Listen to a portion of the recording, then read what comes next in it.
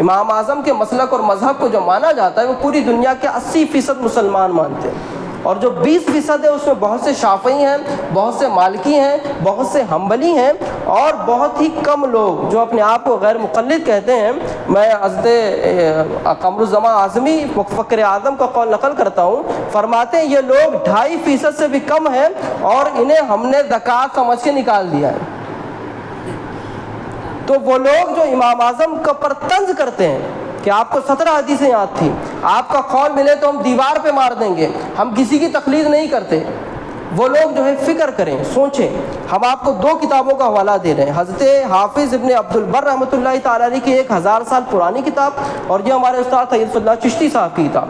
اس میں امام اعظم کی فقاہت، امام اعظم کے فضائل، امام اعظم کے مناقب اور امام اعظم کے علم حدیث پر تفصیلی گفتگو کی ہے۔ ابو حنیفہ رحمۃ اللہ تعالیٰ علیہ کو امام اعظم کس نے کہا؟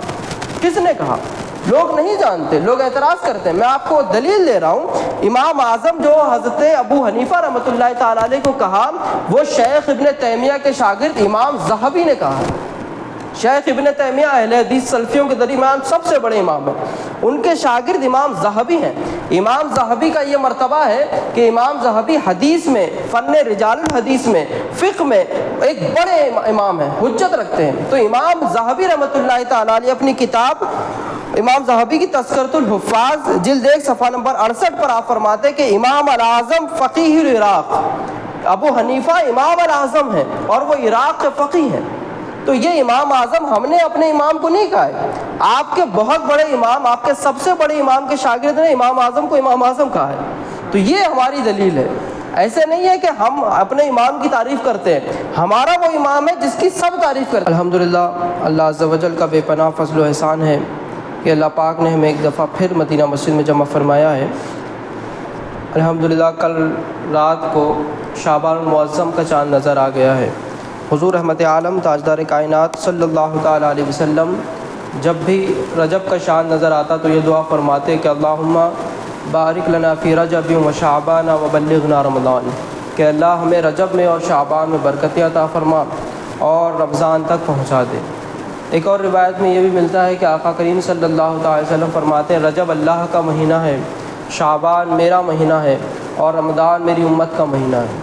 تو الحمدللہ ہم آج آقا کریم صلی اللہ تعالی علیہ وسلم کے مبارک مہینے شعبان المعظم میں داخل ہو چکے ہیں۔ شعبان المعظم کی بہت سی برکتیں ہیں، بہت سی فضیلتیں ہیں، اور اس مہینے میں بہت سے اہم تاریخیں واقع پڑتی ہیں۔ جیسے ہی شعبان کا چاند نظر آتا ہے، خصوصاً حنفی مسلمانوں کے لیے یہ ایک بہت ہی مسرور پیغام لے کر کے آتا ہے کہ اسی مہینے کی 2 تاریخ کو، یعنی آج 1 تاریخ ہے شعبان المعظم کی اور کل 2 تاریخ ہے، 2 تاریخ کو آج مغرب بعد جو تاریخ لگے گی 2 تاریخ، اس کو ہمارے امام اعظم ابو حنیفہ نعمان بن ثابت رضی اللہ تعالیٰ عنہ کا عرس مرتا ہے۔ حضرت امام اعظم ابو حنیفہ رحمۃ اللہ تعالیٰ علیہ کا عرس پاک، آپ کا وصال 2 شعبان المعظم کو پڑتا ہے۔ اور آپ جانتے ہوں گے کہ فقہ میں 4 امام ہیں، حضرت امام اعظم ابو حنیفہ، حضرت امام مالک، حضرت امام شافعی اور حضرت امام احمد بن حنبل رحمۃ اللہ تعالیٰ علیہ۔ پوری دنیا میں جتنے لوگ فقہ پر عمل کرتے ہیں، فقہ کیا چیز ہے آپ سب جانتے ہیں۔ اسلام میں 4 طریقے کے ادلہ اربع ہیں، یعنی اگر کوئی بھی مسئلہ پیش آتا ہے اسلام میں، چاہے وہ عقیدے، چاہے وہ کسی بھی طرح کا مسئلہ ہو، اس مسئلے کو نکالنے کے لیے، اس مسئلے کا حل پیش کرنے کے لیے، اس پرابلم کا سلوشن پیش کرنے کے لیے جو چیزیں سب سے پہلے دیکھی جاتی ہیں وہ ہے قرآن مقدس۔ قرآن مقدس میں اس مسئلے کا حل دیکھا جاتا ہے، اور پھر حدیث پاک میں اس مسئلے کا حل دیکھا جاتا ہے۔ اگر قرآن و حدیث میں کوئی مسئلہ نہ ملے، اب آپ سوچ سکتے ہیں کہ قرآن مقدس تو کہتا ہے کہ ولا رطب ولا یابس الا فی کتاب مبین، کہ ہم نے اس کتاب مبین میں، اس روشن کتاب میں کوئی ایسی چیز کا بیان نہیں چھوڑا جو خشک اور تر ہو، یعنی ہر چیز کا بیان قرآن مقدس میں ہے۔ لیکن قرآن مقدس میں جب ہر چیز کا بیان ہے تو آپ کیسے کہہ سکتے ہیں کہ قرآن و حدیث میں اگر کوئی بات نہ ملے تو ہم آگے بڑھیں گے؟ یہ بات مسلم ہے کہ ہر زمانے میں نئے نئے مسائل پیدا ہوتے ہیں، حضور رحمت عالم تاجدار کائنات صلی اللہ تعالی وسلم کے مبارک زمانے میں جو مسائل پیدا ہوئے ان مسائل کا حل ظاہری اعتبار سے قرآن و حدیث میں موجود تھا. یا تو اللہ عز و جل کی وحی نازل ہوتی کسی بھی مسئلے کو لے کر، یا آقا کریم شارع تھے، آپ جو ہے احکام بیان فرماتے تھے، مسئلہ حل ہو جاتا تھا. جب وحی کا نزول ختم ہو گیا، حضور رحمت عالم صلی اللہ تعالی وسلم کا ظاہری وصال ہو گیا، اس کے بعد امت میں جو سب سے بڑے علماء تھے، جو سب سے بڑے علم والے تھے، وہ تھے صحابہ کرام. تو امت میں جو تیسرا ماخذ ہے، تیسرا سورس آف انفارمیشن ہے قرآن حدیث کے بعد، وہ ہے اجماع امت، صحابہ کا اجماع. اور اس اجماع امت میں جب سے کوئی مسئلہ اختلافی پیش آتا، یعنی حضور اسلام اب موجود نہیں ہیں، اب جو ہے کوئی مسئلہ پیش آ گیا، تو صحابہ آپس میں گفتگو کرتے اور جن کے پاس جتنی عقل ہوتی، جتنا علم ہوتا، جتنا فہم ہوتا، وہ مسئلے کو بیان کر دیتے. لیکن اس کے بعد جب صحابہ کا دور ختم ہوا، تابعین، تبع تابعین کا دور آیا، اس دور میں لوگوں نے یہ دیکھا کہ ایسے ایسے مسائل پیدا ہو رہے ہیں جو نہ قرآن میں ملتے ہیں، نہ حدیث میں ملتے ہیں، نہ صحابہ کے اقوال میں ملتے ہیں. تو ایسے موقع پر مجتہد علماء نے، یعنی پوری دنیا میں جو سب سے بڑے علماء تھے، سب سے بڑے جو علم حدیث، علم قرآن، علم فقہ کے ماہر تھے، ان لوگوں نے اپنی رائے سے جو ہے مسائل بیان کرنا شروع کیے. وہ رائے ان کے گھر کی نہیں تھی، وہ جو ہے جیسے کہ آج اگر آپ کسی مفتی کے پاس جائیں گے اور مفتی صاحب سے عرض کریں گے حضور میں جو ہے شیئر مارکیٹ میں ٹریڈنگ کرنا چاہتا ہوں، میں ایکویٹی اور پریفرنس شیئرز خریدنا چاہتا ہوں، میں ڈیبنچرز خریدنا چاہتا ہوں، میں یہ قرآن و حدیث کی روشنی میں سمجھنا چاہتا ہوں کہ یہ جائز ہے کہ ناجائز ہے. اب جو مفتی صاحب ہوں گے، آپ سب واقف ہوں گے کہ شیئر بازار اور ٹریڈنگ اور سارے معاملات جو آج کے زمانے کے ہیں، اس کا آپ ڈائریکٹلی ظاہری اعتبار سے لفظی طور پہ قرآن و حدیث میں، اجماع امت میں کوئی جو ہے آپ حل نہیں بتا سکتے. تو مفتی کیا کرے گا؟ مفتی دیکھے گا کہ جو کاروبار کے مسائل ہوتے ہیں، اللہ اس کے رسول نے کاروبار کرنے کے مسائل بتا دیے ہیں، ان مسائل میں یہ شیئر بازار کے کیسے مسائل ہیں، مفتی وہ تمام چیزوں کو دیکھے گا اور اپنی رائے سے، اور علماء نے جو اس پر بحثیں کی ہیں اس سے جو ہے مسئلہ بتا دے گا اور آپ مفتی کی بات جو ہے مان لیں گے. لیکن آج کے زمانے میں ایسے بہت سے ہمارے نوجوان پیدا ہو گئے ہیں جو اس بات کا دعویٰ کرتے ہیں کہ we are the people of Quran and Sunnah and we don't do تقلید. ہم جو ہے قرآن و حدیث کو ماننے والے ہیں، قرآن و سنت کو ماننے والے ہیں، ہم تقلید وقلید نہیں کرتے، ہم کسی کی رائے کو نہیں مانتے. اور ان کا سب سے بڑا جو ہدف ہو، جو ٹارگٹ ہے، میں بالکل جو ہے تمہید کے بعد اپنی گفتگو پر آ رہا ہوں، ان لوگوں کا جو سب سے بڑا ٹارگٹ ہے وہ امام اعظم ابو حنیفہ نعمان بن ثابت رضی اللہ تعالیٰ عنہ کی ذات اقدس. آپ کی ذات پر بہت سے اعتراضات کیے جاتے ہیں، جبکہ حالت یہ ہے کہ پوری دنیا میں آج کی تاریخ میں اور آج سے ہزاروں سال پہلے تک، بلکہ امام اعظم رحمۃ اللہ تعالیٰ علیہ کی جب بات چلی ہے تو آپ اور ہم سب جانتے ہیں کہ ہم اپنے آپ کو حنفی کہتے ہیں. حنفی ہندوستان اور اطراف و جوانب میں جتنے ممالک ہیں، جنوبی ایشیا میں اور پوری دنیا میں جتنے مسلمان ہیں، 80% لوگ اپنے آپ کو حنفی کہتے ہیں. 80% کہ ہم امام اعظم ابو حنیفہ رحمۃ اللہ تعالیٰ علیہ کے مسلک و مذہب پر ماننے والے ہیں. تو ان کا جو یوم ولادت، ان کا جو سال ولادت ہے وہ 80 ہجری ہے، یعنی حضور صلی اللہ تعالی وسلم کے مکہ سے مدینہ ہجرت کرنے کے واقعے کے بعد 80 ہجری میں آپ کی ولادت ہوتی ہے. یعنی میں اس وقت کی بات کر رہا ہوں، آج سے 1300 سال پہلے، 1300 سال پہلے امام اعظم کی ولادت ہوئی ہے اور آپ کا انتقال 150 ہجری ہے. یعنی آج سے قریب 1350 سال پہلے جو ہے، آج 1446 چل رہی ہے، تو قریب 1300 سال پرانے امام کی ہم بات کر رہے ہیں. تو یہ وہ امام ہے جن کو پوری دنیا نے تسلیم کیا ہے. آپ کے علم کا مرتبہ، آپ کی فقاہت کا مرتبہ، آپ کے زہد و تقویٰ کا مرتبہ، آپ کی جو ہے ذہانت کا مرتبہ، آپ کے علم قرآن، علم حدیث کا مرتبہ، یہ پوری دنیا نے مان لیا ہے. لیکن آج ہم دیکھتے ہیں ہمارے اطراف ایسے کچھ لوگ ہیں، میں ان کا نام لینا چاہتا ہوں تاکہ آپ سمجھ جائیں. یہ وہ لوگ ہیں جو اپنے آپ کو اہل الحدیث کہتے ہیں، یا اپنے آپ کو سلفی کہتے ہیں، یا اپنے آپ کو جو غیر مقلد کہتے ہیں کہ ہم کسی کی تقلید ہی نہیں کرتے، ہم امام اعظم کو تو مانتے ہی نہیں ہیں. آج سے 1300 سال پہلے جس بزرگ کا انتقال ہوا، ان کی فضائل میں بیان کروں گا بالکل مختصر. لیکن آج کا بچہ جو اسکول کالج میں پڑھتا ہے، جو ہے 6 مہینے یا 1 سال کا تجوید یا جو ہے کورس کر کے آیا عربی کا، وہ یہ اعلان کرتا ہے کہ ہم امام اعظم کو نہیں مانتے. وہ امام جو آج سے 1300 سال پہلے گزر چکے ہیں، وہ امام جن کی تقلید دنیا کے 80% مسلمان کرتے ہیں. یعنی آج پوری دنیا کا جو امت کا جمہور ہے، امت کا جو سواد اعظم ہے، وہ امام اعظم کی تقلید کرتا ہے، امام اعظم کو مانتا ہے. لیکن ہمارے درمیان ایسے کچھ لوگ ہیں، نوجوان بچے ہیں، اگر آپ ان کی عمریں دیکھیں گے تو 15 سے 40 سال کے بیچ میں نکلیں گے، اور ان کے پاس نہ کوئی پراپر ڈگری ہوتی ہے علم. جیسے کہ اگر آپ کسی کا مسئلہ بیان کر رہے ہیں تو آپ کے پاس اتھارٹی ہونی چاہیے. اگر آپ کسی ڈاکٹر کے پاس جائیں گے تو اس کی ڈگری دیکھتے ہیں، اگر آپ کسی انجینئر کے پاس جاتے ہیں تو اس کی ڈگری دیکھتے ہیں. لیکن یہ جو بچے ہیں، ان لوگوں نے گوگل سے قرآن حدیث سمجھا ہے، گوگل پر قرآن حدیث ٹائپ کرتے ہیں، یا کسی یوٹیوب یا سوشل میڈیا سے لوگ باتیں سنتے ہیں اور پھر وہ بیان کرنا شروع کر دیتے ہیں، اور امام اعظم ابو حنیفہ جیسی ذات پر وہ انگلی اٹھاتے ہیں. میں یہاں آج اسی مناسبت سے عرض کرنا چاہتا ہوں کہ ہم جس امام کو ماننے والے ہیں، ہم امام اعظم ابو حنیفہ رحمۃ اللہ تعالیٰ علیہ کو ماننے والے ہیں. آپ کا انتقال 150 ہجری میں ہوا ہے، بس یہی بات کافی ہے. حضور علیہ الصلوۃ والسلام کی حدیث پاک ہے کہ سب سے بہترین زمانہ میرا زمانہ ہے، ثم یلونکم، پھر ان کے بعد والوں کا زمانہ، ثم یلونکم، پھر ان کے بعد والوں کا زمانہ، یعنی صحابہ کا اور تابعین کا. اور جس امام کی ہم بات کر رہے ہیں امام اعظم کی، وہ خود تابعی ہیں. امام اعظم نے قریب 18 یا 17 صحابہ کی دیدار کیا ہے. 17 یا 18 صحابہ سے امام اعظم کو ملاقات کا شرف حاصل ہے، اور کچھ صحابہ سے آپ نے حدیث کی روایت کی ہے. امام اعظم کا صرف زمانہ یہ بتا رہا ہے کہ امام اعظم ہمارے لیے حجت ہے.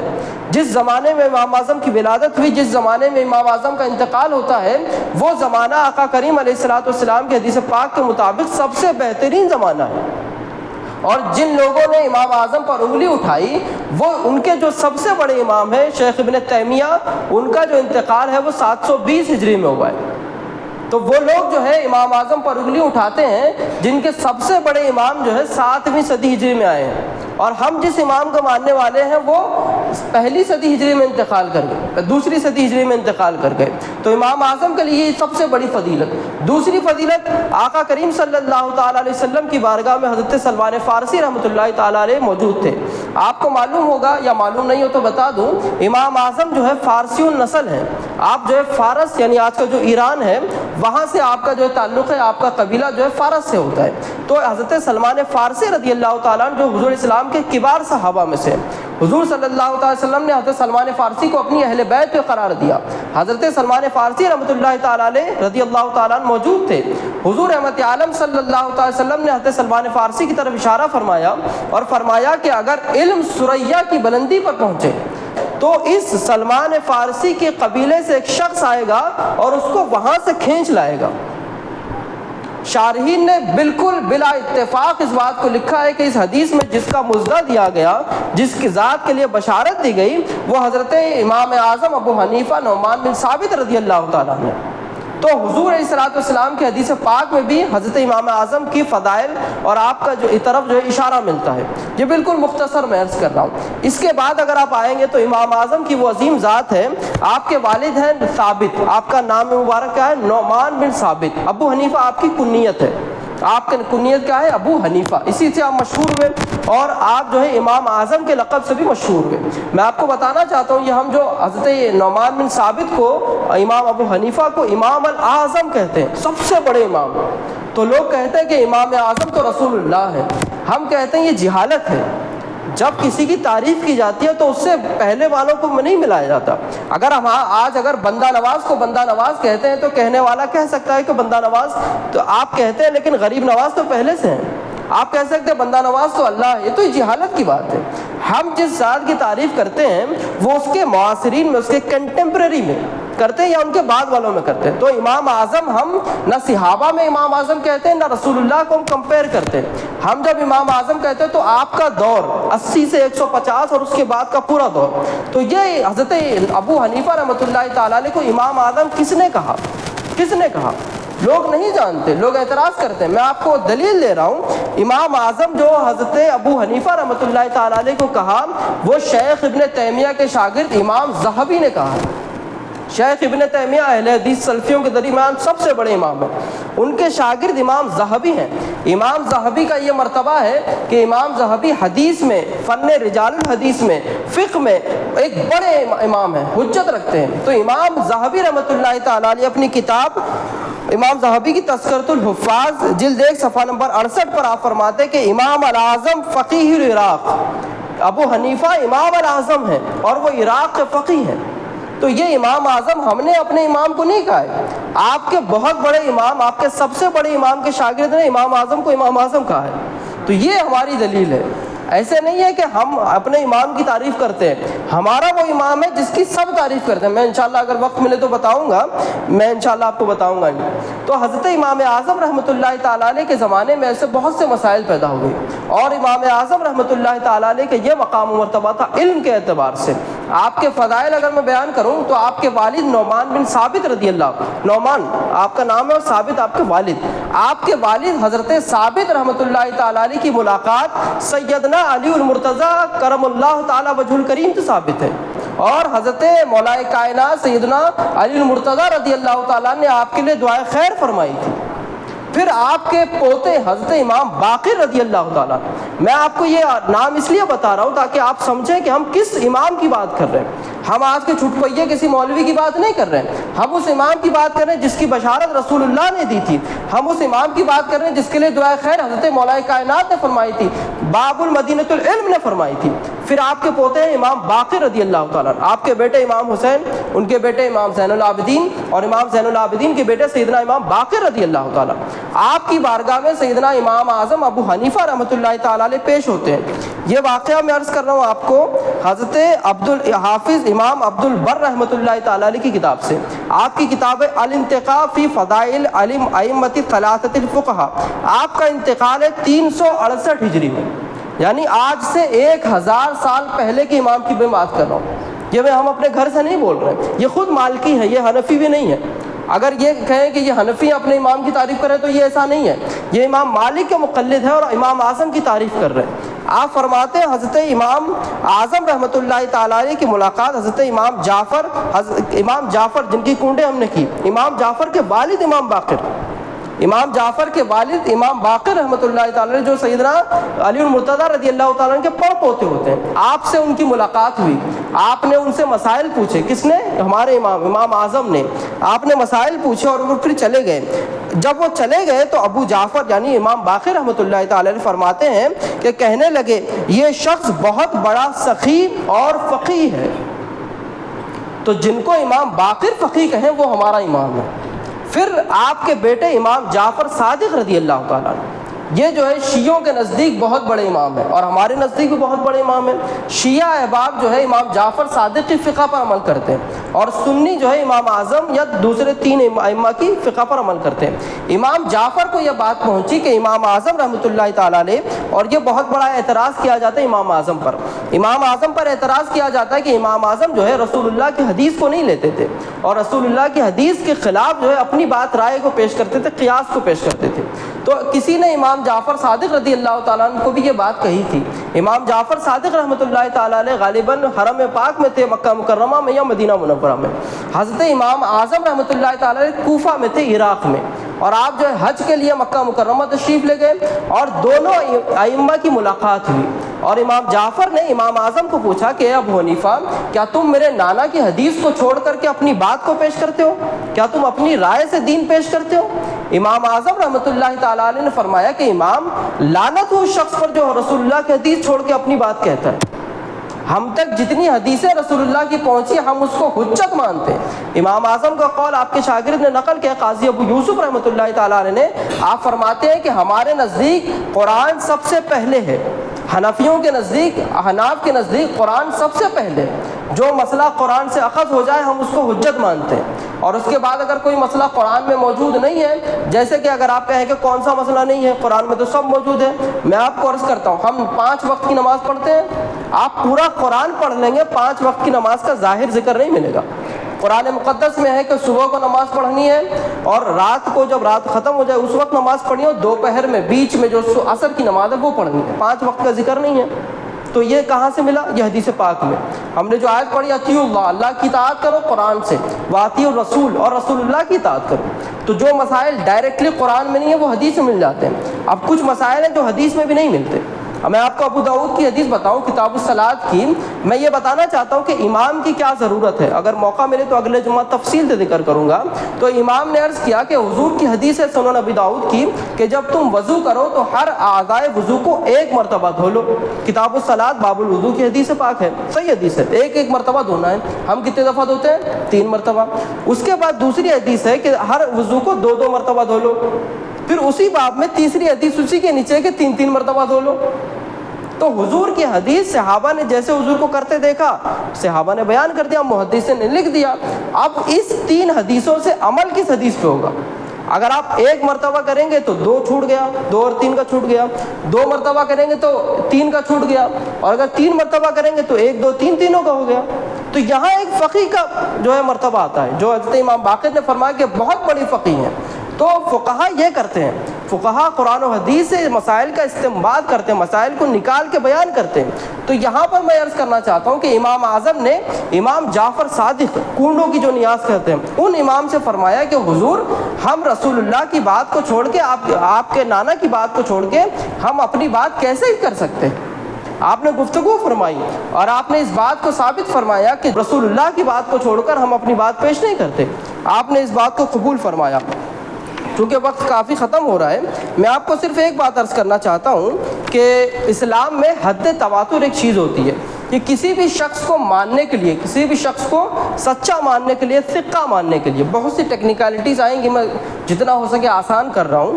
تو لوگ یہ اعتراض کرتے ہیں کہ امام اعظم کو جو ہے کوئی مانتا نہیں ہے، بلکہ حضرت آپ کے شاگرد حضرت عبداللہ بن مبارک کا قول لاتے ہیں کہ امام اعظم جو ہے فن حدیث میں کمزور تھے، آپ کو حدیثیں یاد نہیں تھی۔ یہ جو ہمارے نوجوان لڑکے پھرتے ہیں گلیوں میں، وہ امام اعظم پر اعتراض کرتے ہیں کہ ان کو صرف 17 حدیثیں یاد تھیں۔ کتنی؟ 17۔ امام اعظم رحمۃ اللہ تعالیٰ علیہ کا علم حدیث کا یہ معیار ہے، بلکہ میں آپ کو پوری کتاب بتانا چاہتا ہوں، میں اس بات سے پڑھوں گا۔ یہ ہمارے استاد ڈاکٹر سید فضل اللہ چشتی صاحب کی کتاب ہے امام اعظم اور علم حدیث۔ آپ نے اس میں بالکل اخیر میں پوری کتاب آپ پڑھ لیں، 24 پیج کی کتاب ہے، 20 روپے میں ملتی ہے، نہ ملے تو مجھے بتائیں۔ آپ نے عرض کیا ہے علم حدیث امام اعظم کا یہ سب سے بڑا اعتراض ہے کہ امام اعظم حدیث کو چھوڑ کے اپنی رائے کو پیش کرتے تھے۔ تو امام اعظم کا جو علم حدیث ہے، امام بخاری رحمۃ اللہ تعالیٰ علیہ، جو صحیح بخاری جو حدیث مبارک کی سب سے بہترین کتاب مانی جاتی ہے، اصحح کتاب بعد کتاب اللہ، اللہ پاک کی کتاب قرآن کے بعد اگر کوئی صحیح ترین کتاب مانی جاتی ہے تو امام بخاری کی بخاری شریف مانی جاتی ہے، سیاستہ کی سب سے پہلی کتاب۔ امام بخاری کی جو کتاب ہے بخاری شریف، اس میں جو سند حدیث ہے، سند حدیث کیا ہوتی ہے؟ وہ یہ ہوتی ہے کہ ایک محدث کے اور رسول اللہ صلی اللہ علیہ وسلم کے درمیان کتنے واسطے ہیں۔ امام بخاری ہیں، آپ نے کسی سے حدیث سنی، انہوں نے کسی سے حدیث سنی، اور انہوں نے کسی سے حدیث سنی، انہوں نے رسول اللہ سے سنی، ٹھیک؟ صحابہ نے حضور سے سنا، پھر تابعین نے سنا، پھر تبع تابعین نے سنا، پھر محدث نے سن کر کے کتاب میں لکھ لیا۔ امام اعظم کی پوری بخاری شریف میں یہ جو سند حدیث ہے، اس فن حدیث میں سب سے بہترین سند یہ ہوتی ہے جس میں محدث اور امام کے رسول اللہ کے درمیان سب سے کم واسطے ہوں۔ یعنی اگر محدث اور رسول اللہ کے درمیان ایک واسطہ ہے تو اسے وحدان کہتے ہیں، بہت اعلیٰ ترین سند کہ اس میں صرف ایک ہی واسطہ ہے۔ اور اگر دونوں کے درمیان 2 واسطے ہیں تو اسے ثنائیات کہتے ہیں، یعنی 2 واسطے ہیں، یہ بھی اعلیٰ سند۔ اور اگر 3 واسطے ہیں تو اسے ثلاثیات کہتے ہیں، یعنی 3 واسطے، 1 2 3۔ تو جس کے پاس ایک واسطے سے ہوگی وہ بہت بڑا محدث ہوگا، اور جس کے پاس 2 سے ہوگی تو وہ بھی بڑا محدث ہے، جس کے پاس 3 ہوں گے وہ بھی بہت بڑا محدث ہے۔ تو امام بخاری رحمۃ اللہ تعالیٰ علیہ جو امیر المؤمنین فی الحدیث ہیں، ان کے پاس نہ وحدان ہے نہ ثنائیات ہے، یعنی ایک راوی اور 2 راوی کی کوئی حدیث امام بخاری کے پاس نہیں ہے۔ امام بخاری کے پاس 22 ثلاثیات ہیں، 22 ایسی حدیثیں ہیں جن میں امام بخاری اور رسول اللہ کے درمیان 3 لوگوں کا واسطہ ہے۔ کتنے؟ 3۔ کتنی حدیثیں؟ 22۔ اب اگر آپ تحقیق کریں گے تو اس 22 راویوں میں، 22 حدیث کے راویوں میں 2 راوی ہیں۔ مزے کی بات یہ ہے کہ یہ جو 2 راوی ہیں جن کی 20 ثلاثیات امام بخاری نے نقل کی ہیں، یہ دونوں محدثین خود امام اعظم کے شاگرد ہیں۔ تو امام بخاری کی حدیث پیش کر کے احناف پر طنز کرنے والوں کو میں عرض کرنا چاہتا ہوں، امام بخاری کے دادا استاد ہیں امام اعظم، امام اعظم حدیث میں امام بخاری کے دادا استاد ہیں، اور جو ثلاثیات آپ عرض کر رہے ہیں جس پر امام بخاری کو بہت ناز تھا، امام بخاری فخریہ کہتے تھے کہ میرے پاس 22 ثلاثیات ہیں جو اپنے دور میں کسی محدث کے پاس نہیں تھی۔ تو امام بخاری کے پاس کتنی ثلاثیات ہیں؟ 22۔ اور ہم جن امام اعظم ابو حنیفہ کا ذکر کر رہے ہیں، آپ کی کتاب، آپ کے شاگردوں نے کتاب الآثار امام محمد حسن شیبانی نے، کتاب الآثار امام خوارزمی نے، جامع المسانید مناقب امام اعظم امام کردی نے، اور آپ کے بہت مشہور شاگرد امام قاضی یوسف نے کتاب الآثار میں پوری کتاب لکھی ہے کہ امام اعظم کے اور رسول اللہ کے درمیان 3 واسطوں کی 1000 حدیثیں ہیں۔ آپ امام بخاری اور امام اعظم کا کمپیریزن کر رہے ہیں، آپ کے شاگرد ہیں، اور امام بخاری کے پاس 22 ثلاثیات ہیں تو امام اعظم کے پاس 1000 ثلاثیات ہیں۔ اب میں آپ کو پڑھ کے کرنا چاہتا ہوں، امام بخاری کے پاس کوئی ثنائیات نہیں ہے، 2 اور 1 والی روایت نہیں ہے کہ 2 محدث، 2 جو ہے واسطے ہوں۔ امام اعظم رحمۃ اللہ تعالیٰ علیہ کے پاس 500 ثلاثیات ہیں، اور میں آپ کو کتاب کا حوالہ دے چکا ہوں، امام ابو یوسف کا، قاضی محمد شیبانی کا، امام کردی کا۔ آپ ان کی کتابیں پڑھیں، امام اعظم سے 500 ثنائیات جو ہے وہ روایت کی گئی، یعنی امام اعظم کے پاس ایسی 500 حدیثیں ہیں جو رسول اللہ اور امام اعظم کے درمیان صرف 2 واسطے رکھتی ہیں۔ اور اس کے بعد بڑھ کے امام اعظم کے پاس جو وحدان ہیں، یعنی ایسی روایات جو امام اعظم اور رسول اللہ صلی اللہ تعالیٰ علیہ وسلم کے درمیان صرف ایک ہی راوی ہے اور وہ صحابی ہیں، اور حضرت امام اعظم کی ملاقات 17 صحابیوں سے ہے، آپ نے ان سے ڈائریکٹلی حدیث روایت کی ہے۔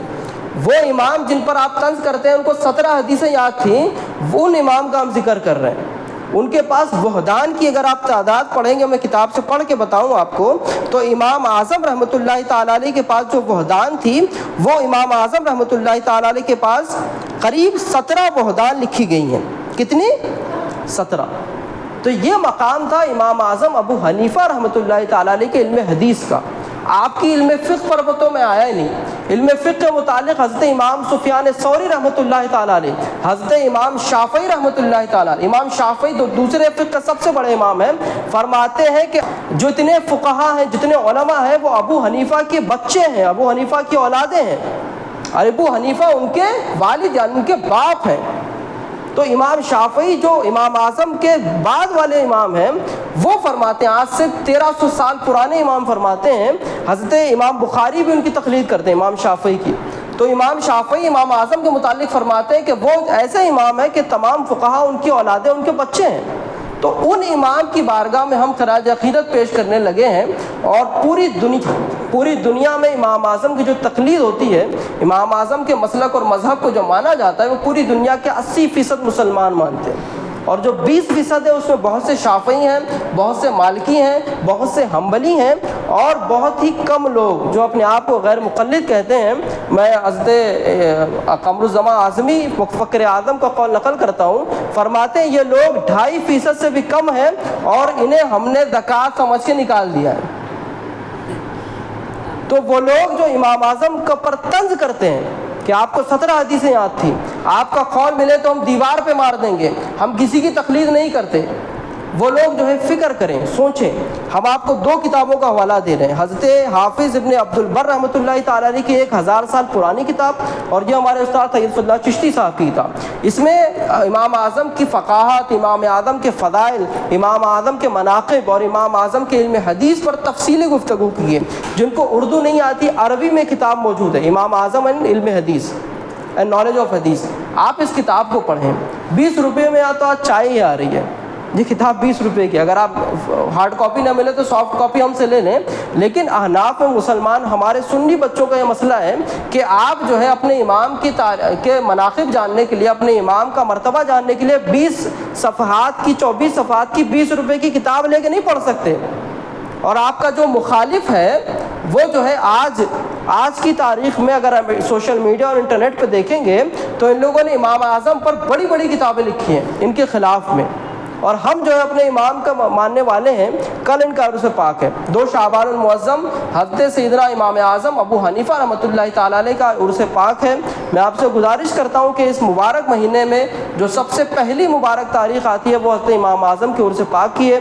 جیسے ہم دوسرے آراز کرتے ہیں، بندہ نواز کا کرتے ہیں، غریب نواز کا کرتے ہیں، غوث اعظم کا کرتے ہیں، سب کا کرتے ہیں، تو ہم اپنے اس بڑے امام کا بھی تذکرہ کریں جن کے یہ سارے ولی مقلد تھے، سارے ولی۔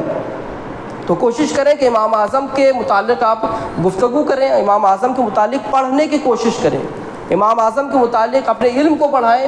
امام اعظم کا علم بہت بڑا ہے۔ امام اعظم کے لیے رسول اللہ فرمایا تھا کہ اگر ثریا پہ علم ہوگا تو ان کے قبیلے سے جو ہے ایک شخص کھینچ کے لائے گا، تو وہاں تک پہنچنا بہت بڑی بات ہے۔ لیکن ہم جتنا ہو سکے اپنے امام کو پڑھنے کی کوشش کریں، اور پڑھنا کسی کو جواب دینے کے لیے نہیں ہے، اپنے باپ کو جاننا کسی کو بتانے کے لیے نہیں ہوتا ہے۔ اپنے باپ کی اگر مناقب کو اگر سمجھنا ہے تو ہم اپنے لیے سمجھیں گے، تو ہم اپنے امام کے مناقب، اپنے امام کے فضائل کو اپنے لیے پہلے سمجھیں، پھر اگر کوئی جاہل اعتراض کرے تو اس کا جواب دیا جائے گا۔ اللہ عز و جل کی بارگاہ میں دعا ہے کہ اللہ پاک ہمیں پڑھنے لکھنے اور سمجھنے سمجھانے کی توفیق رفیق عطا فرمائے۔